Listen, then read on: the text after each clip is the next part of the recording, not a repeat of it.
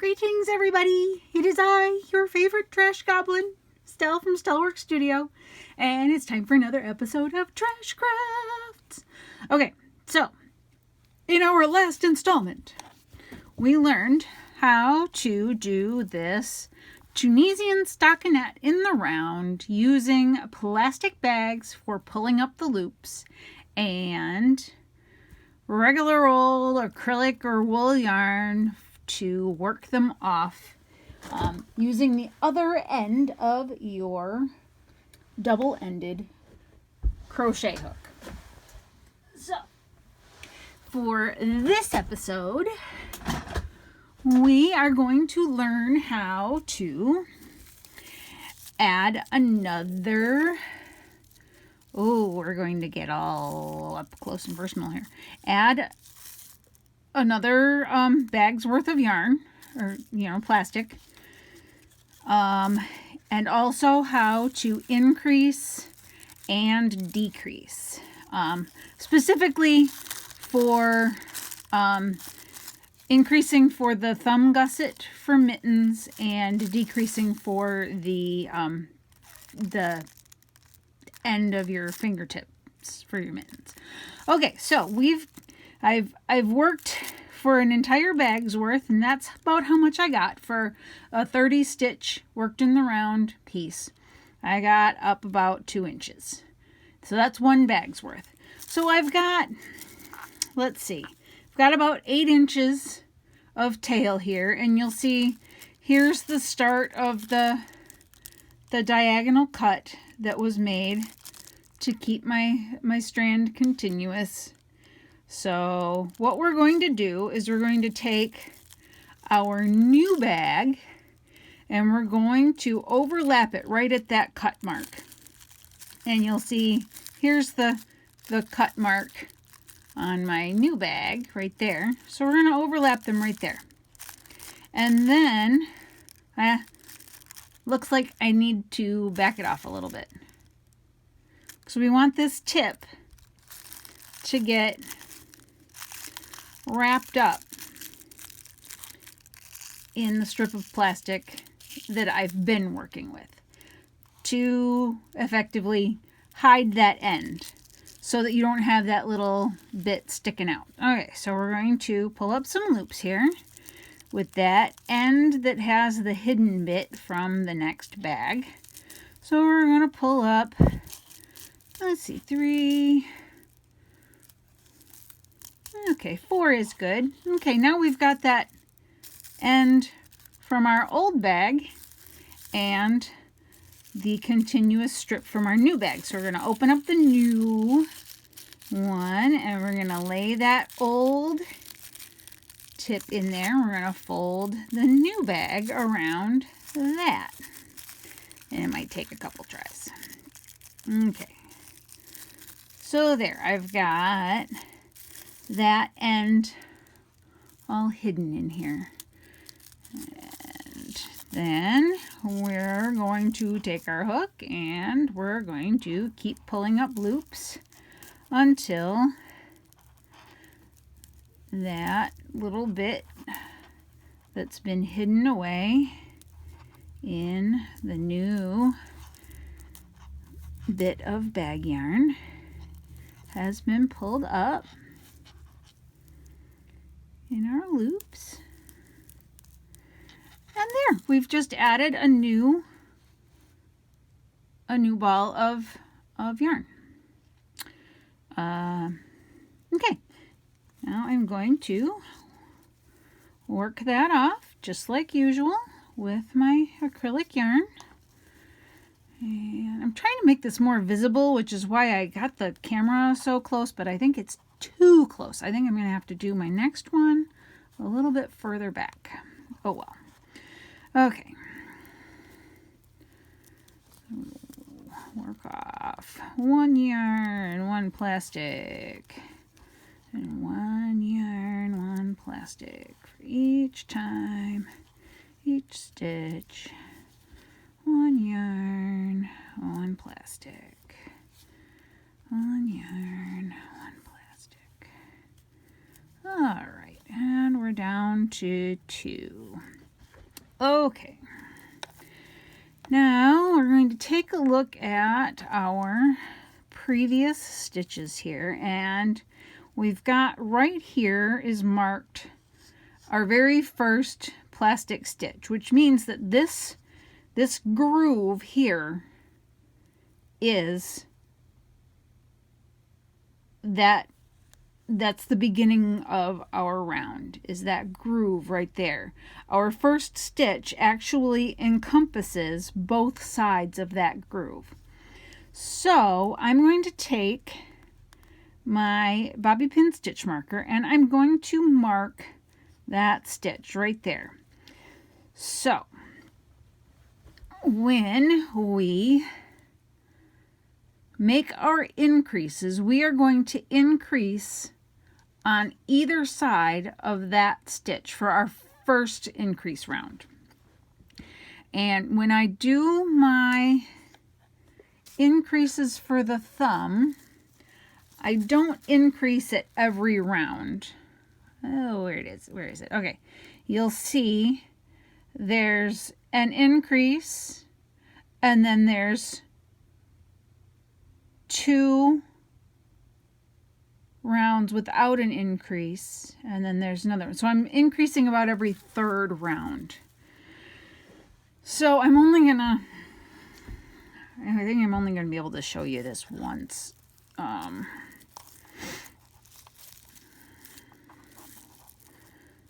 But hopefully you'll get the concept. Okay, so we're gonna work our way across here.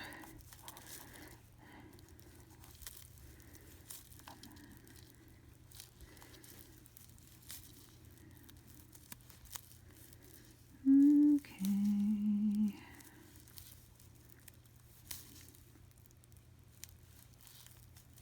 I also don't have enough bobby pins. So I'm not going to be able to show you how I would continue to mark. Okay, so there's the last stitch of the round. Now I'm going to go into this first stitch. That is my center stitch for my increased portion. So that's going to be the center stitch. Next I'm going to make a stitch on the left hand side of that by going in between the 2 plastic stitches that you see there. So I'm not poking into any plastic. I'm just going through that yarn bit there and I'm pulling up a loop there. Now we've made an extra stitch. Now if I had my extra bobby pins, I would stick a bobby pin in that stitch right there. Okay? And then I just go into the next one and keep going like usual. And, you know, keep working. Keep working them on and working them off. Okay.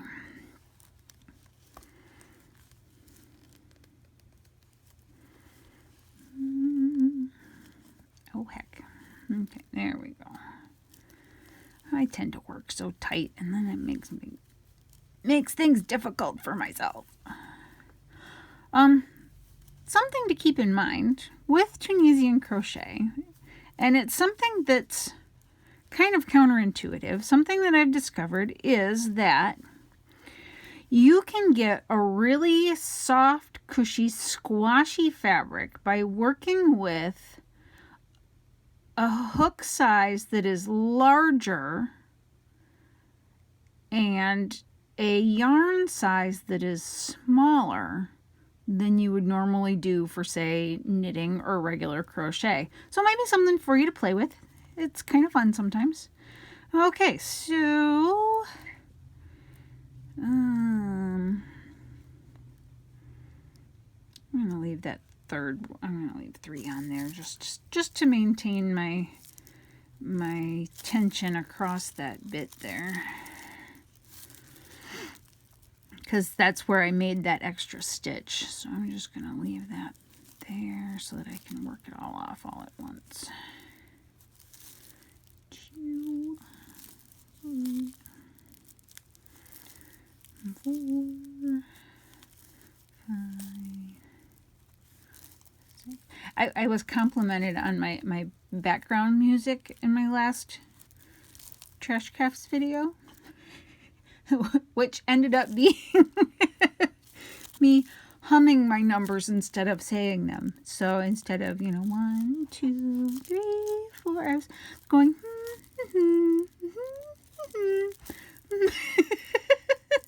which I know I have a tendency to do. I just thought it was funny that somebody actually noticed it and commented on it. All right. And work these off. 1 yarn, 1 plastic. 1 yarn, 1 plastic. With each stitch, 1 yarn and 1 plastic.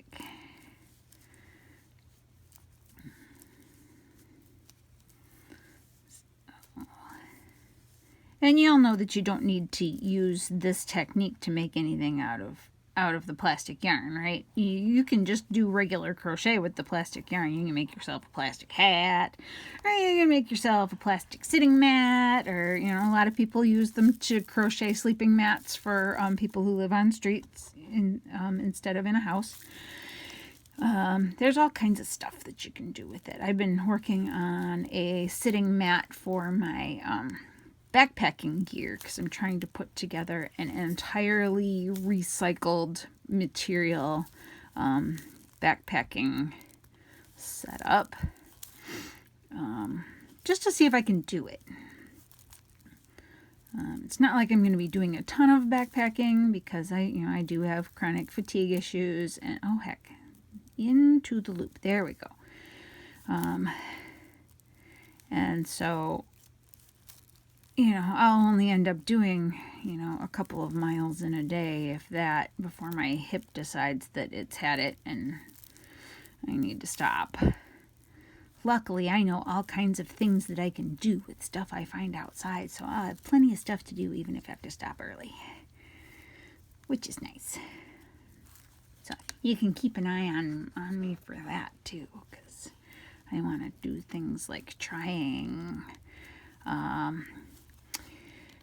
pine needle basket weaving, which I have not yet done, but I did find a spot on the North Country Trail that has some really nice long pine needles, so I'll probably give that a try. And we'll just see what else I can find that, I wouldn't be destroying anything living on the trail by working with. All right, how close are we here? We are coming up. Okay, so we increased 1 at the beginning of our round, and now as we're approaching the end of the round, we're going to increase 1 directly at the end there too. So we'll pull up through our remaining loops here.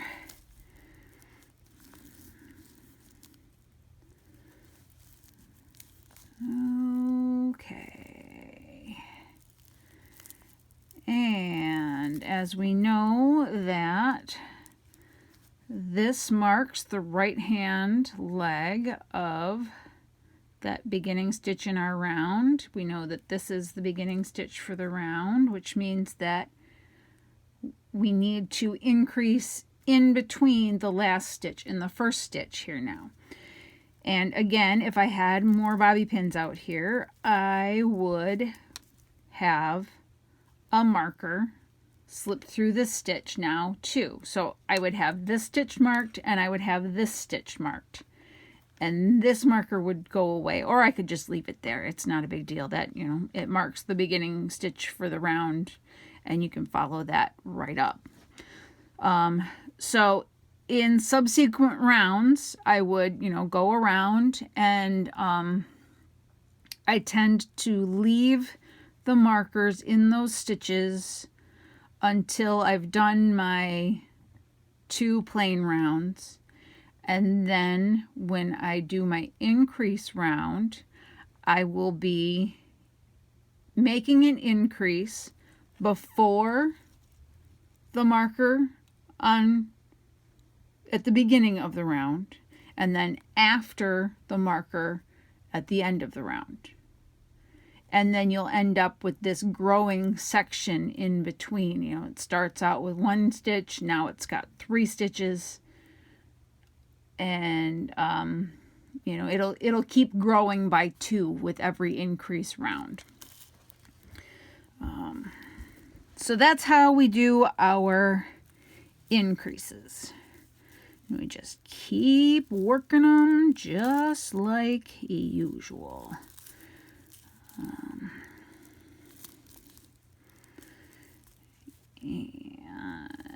all right. So I'm going to keep working this for a little bit longer off camera. And then we will come back when this is a little bit longer, and I'll show you, actually I can go get more markers so I can show you how I do the increase marking, and then we'll work on the decreases as well. So, all right, let's end this segment, and I'll be back shortly with more for you. All right.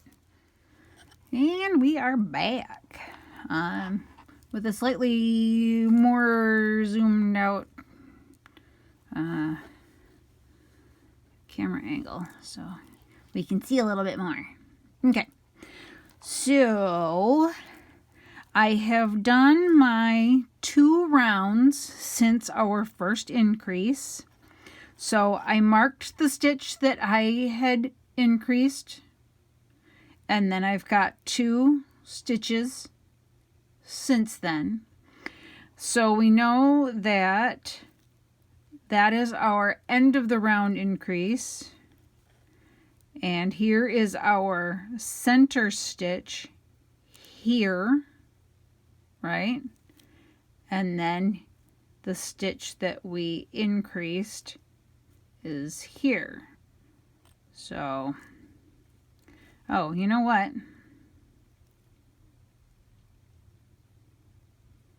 All right, this is the way you want it to be. You want 2 completed stitches here, and then 1 loop pulled up. Okay, so I'm going to work across here. 1, 2. Okay, that's my increased row. Okay, so that's my new stitch. Here's my center stitch, my new stitch,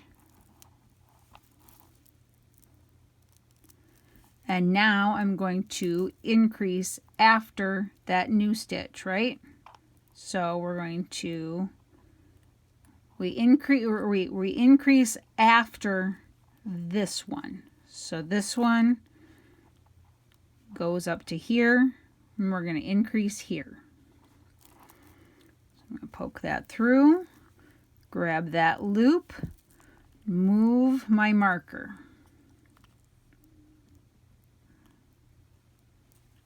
Okay.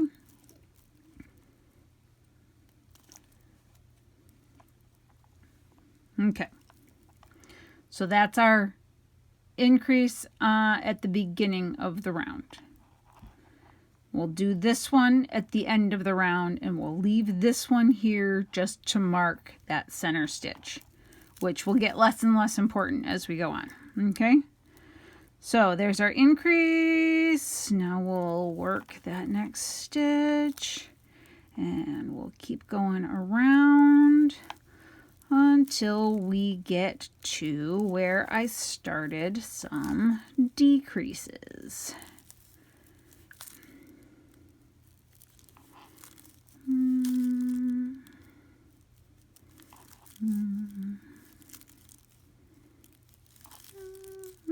Okay, there's that, and we'll work these suckers off here.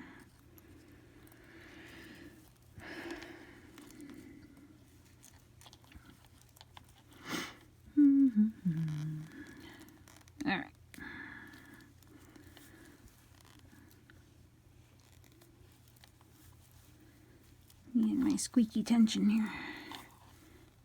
Can you hear the squeak? No, what's nice to not hear is the springing from my old camera stand. I made something different that doesn't have any springs on it. It's also not as adjustable, well, but it'll have to do. Okay.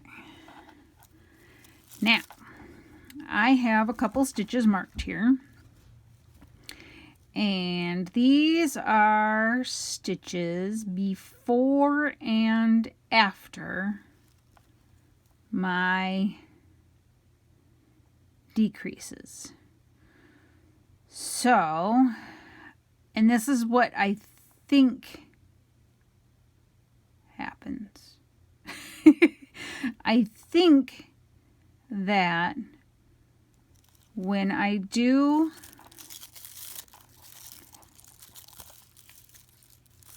a decrease that I want to slant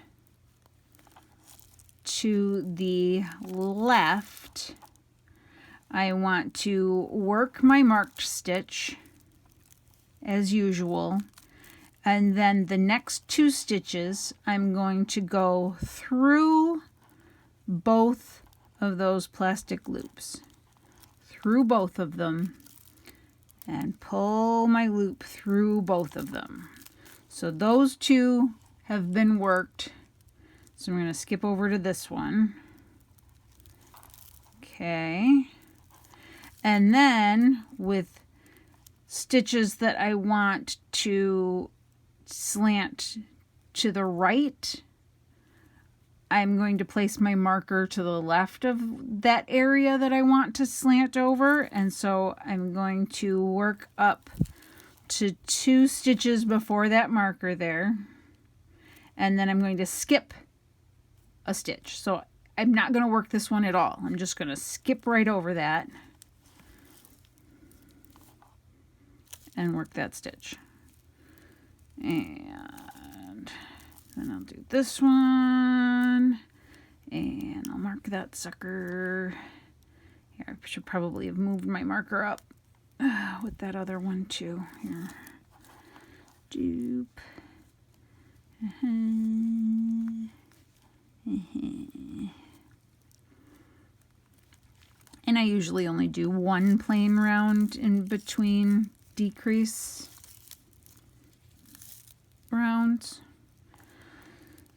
So, I don't know if you can see how it's decreasing, but you can see how it slants that way and how this slants this way.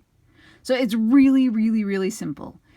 You either are working through 2 loops at a time, you pull those up, and then you've decreased out a stitch, or you just skip over one and that will slant the opposite direction.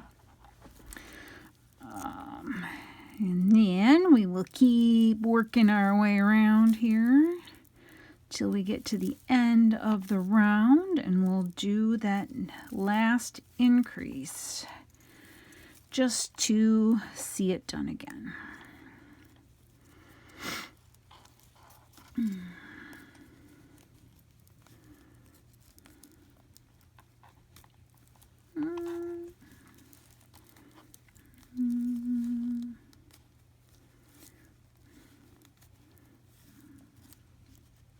Slide down there. There we go.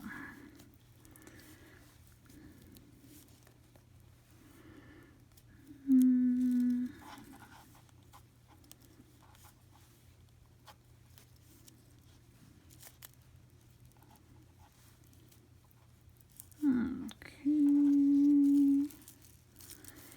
So much fiddling around with these, huh? All right.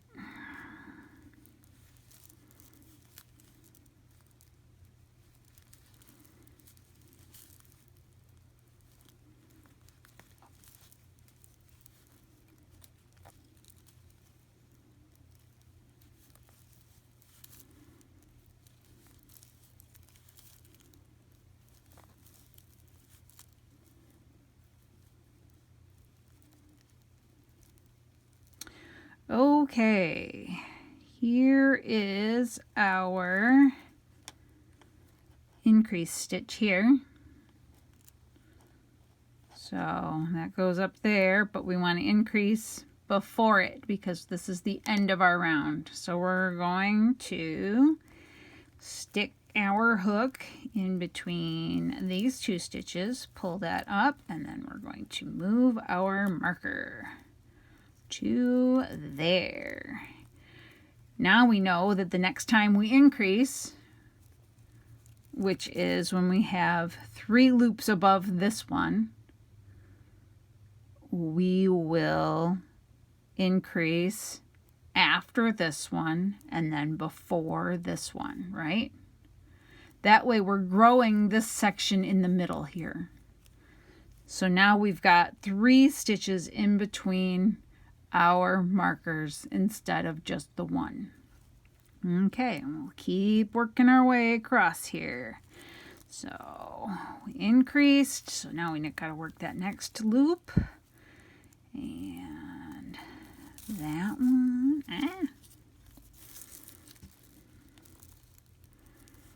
And that one. And our new stitch. And we can keep rolling. Okay.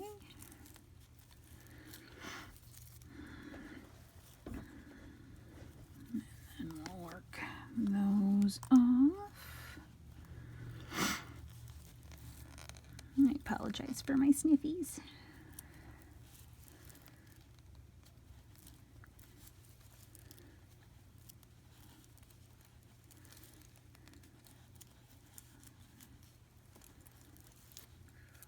The weather has been wreaking havoc on my sinuses lately.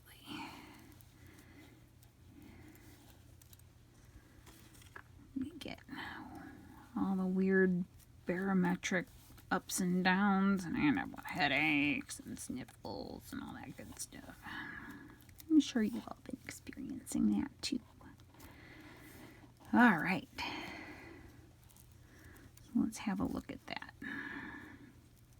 Okay, so there are our increases. It's pretty invisible on this side, but this side you'll end up with pretty easy to spot increases.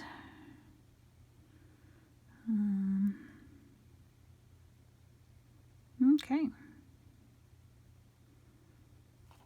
Next, let's go do a couple more decreases, which is I think all we're going to be able to do. It's just a couple more because I didn't leave a very big section there in between. 2, 3.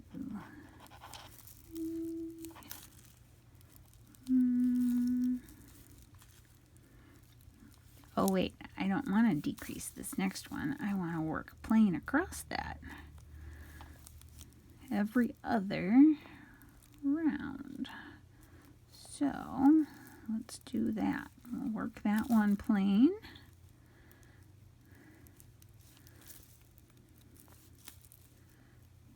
Just like we normally would.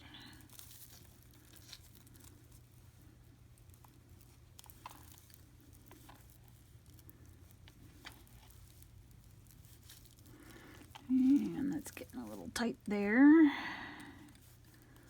So work those suckers off. Okay.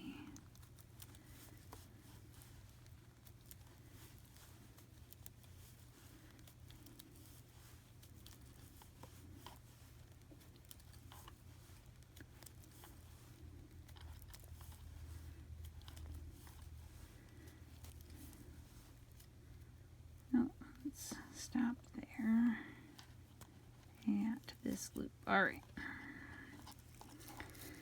Now,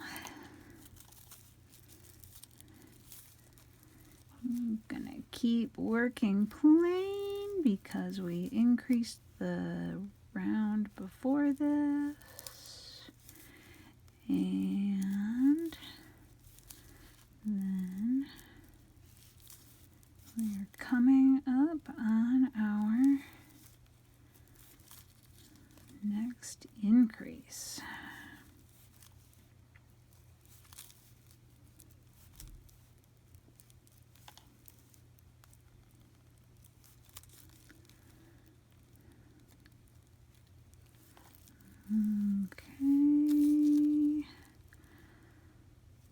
So,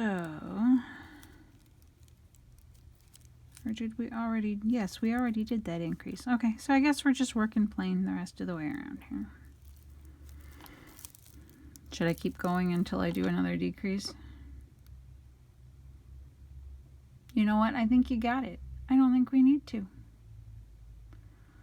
So, we have added a few new things to your Trash Crafts repertoire here, along with your Tunisian Crochet in the Round repertoire. And you should be able to convert your favorite mitten pattern over to this interesting new technique. So I hope you learned something, and I hope that you will subscribe and hit the like button if you liked this, and if you want notifications for future videos, please hit the bell and you'll get notifications for when I do things with pottery and upcycling and nature crafts and fiber arts stuff. So hopefully that is not too broad of a spectrum for y'all. I figure if I'm interested in it, somebody else is probably interested in it too. So we're just going to keep rolling. All right, thanks for stopping by. I'm happy to have you here, and I will see you next time. Thanks. Bye.